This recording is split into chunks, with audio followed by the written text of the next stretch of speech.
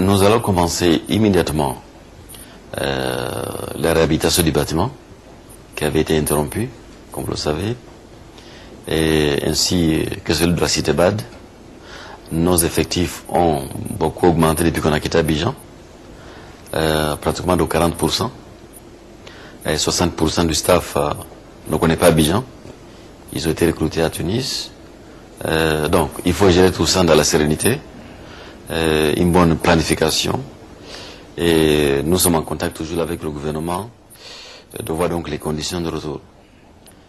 Donc, le retour, lui, il n'est pas en question, ça vient. La banque revient à Abidjan, mais ça sera un retour ordonné, suivant donc une condition objective de faciliter Abidjan.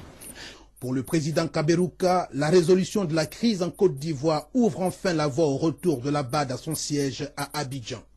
Un retour très attendu par les autorités ivoiriennes qui se déclarent toutefois satisfaites par la décision du comité consultatif des gouverneurs sur la relocalisation temporaire à Tunis pour une période de 3 ans. Une période au cours de laquelle la banque pourrait à tout moment décider de retourner à son siège en Côte d'Ivoire si les conditions le permettent.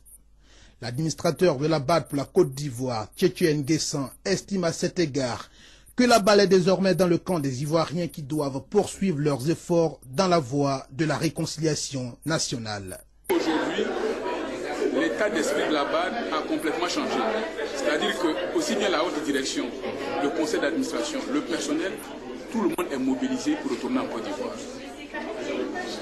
Aujourd'hui, c'est aux Ivoiriens de faire le minimum pour qu'on retourne. C'est en cela que le chantier de la réconciliation est très important. Parce que le chantier de la réconciliation va amener la sérénité, la paix en Côte d'Ivoire et la confiance, et ça va accélérer tout le processus. Mais je peux dire que dès déjà, quand on regarde en Côte d'Ivoire, les choses se reprennent. Les activités ont repris, donc bientôt la BAD va se mettre en marche et elle va rentrer progressivement. Il faut rappeler que la Banque africaine de développement s'était installée provisoirement en 2003 en Tunisie en raison des troubles en Côte d'Ivoire qui restent son siège statutaire.